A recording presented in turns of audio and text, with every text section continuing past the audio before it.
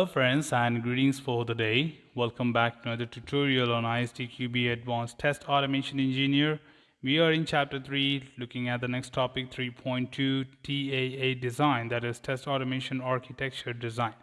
This topic is also quite lengthier, so we will be breaking them into simpler documentation, simpler tutorials to make you understand and easy for you to follow. So the very first topic we are getting started with is 3.2.1, which is in relation to the introduction to TAA design. This topic will generally tell you that what are those steps, what are the different steps which are required to get started when you talk about creating the design for a test automation architecture. So the very first thing which you get started with is capturing requirements needed to define an appropriate TAA. So it basically gets started with the requirement for the test analysis, the test automation approach needed to consider the following. Now, what are those activities? Let's have a quick look here. Which activity or phase of test process should be automated? So it is more important to understand and decide what part of the application or the process need to be automated, because it's not everything which will be automated at any point of time. Which test level should be supported? Of course, there are several levels like unit. Generally, we recommend going automation, or if you are going in terms of agile, there's a lot of automation compared to manual. If you're talking about a traditional approach, of course, it is other way around.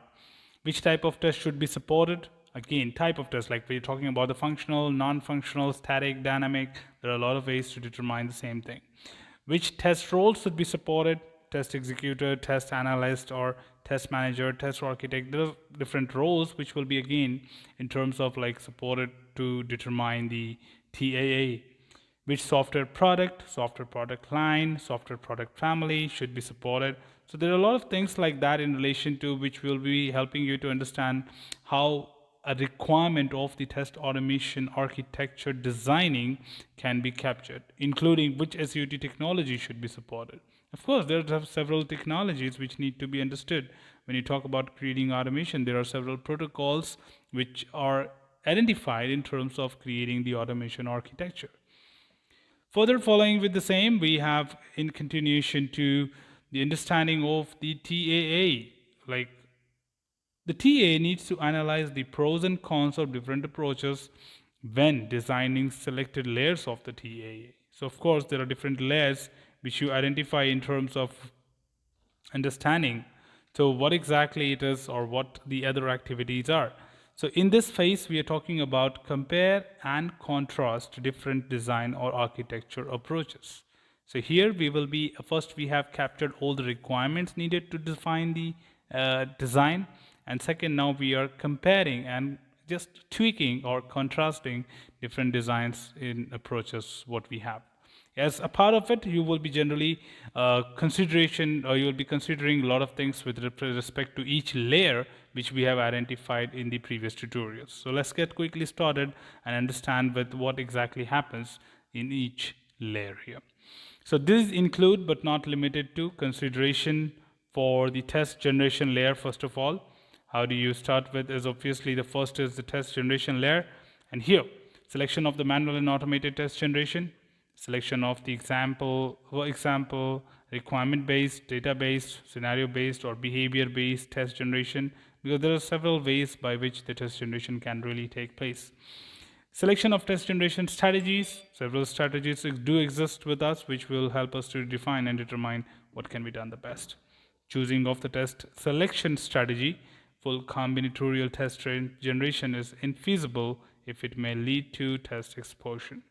So there are several strategies altogether is what we mean to say here, and we need to determine by identifying a good set of strategy or approaches put together to assist our automation architecture, which will be beneficial for both the organization as well as the process or the project.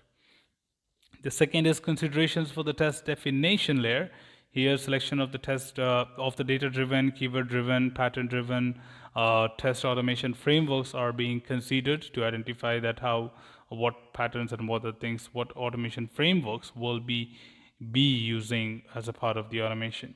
Selection of notation for the test definition. So we have different standards in terms of like the naming convention or giving the notation. Like for example, You can look at some of the things at the bottom.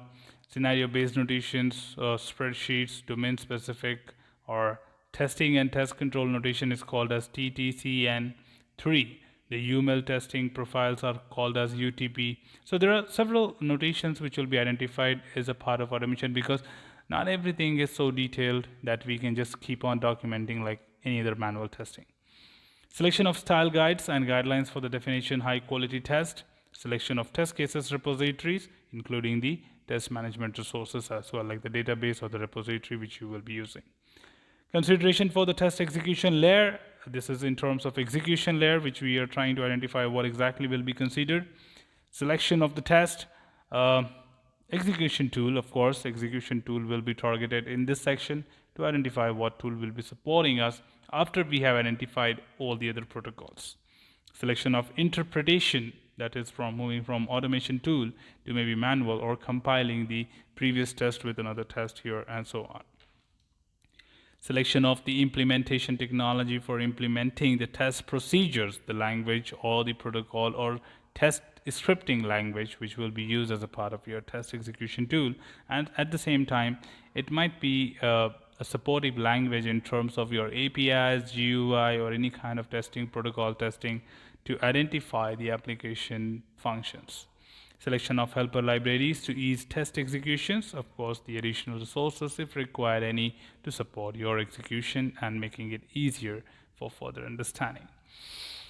At the end, of course, consideration for the test adaptation layer, selection of test interfaces to the SUT, selection of tools to stimulate and observe the test interfaces, selection of tools to monitor the SUT during the test execution, and selection of tools to trace the test execution altogether. Now, putting up all together, these things are being actually repeated from the previous tutorials. So if you have gained a good understanding of what is test architecture or test automation architecture, then these steps just help you to understand what exactly is happening when it comes to designing for each layer. That's all. So you'll need to remember these points for the examination point of view, because they will be actually taking you through the understanding of each layer from the design point, from the architecture point, and asking you what is that we will be considering as a part of it. So that's all from this particular tutorial. This is part 1 of the 3.2.1. We'll be getting back to you with the second part of it. Please stay tuned for that. Should you have anything, feel free to comment below. I'll be there to assist you and guide you well. Thanks for watching the video, team. Till then, keep learning, keep exploring, and keep understanding the context. Happy learning.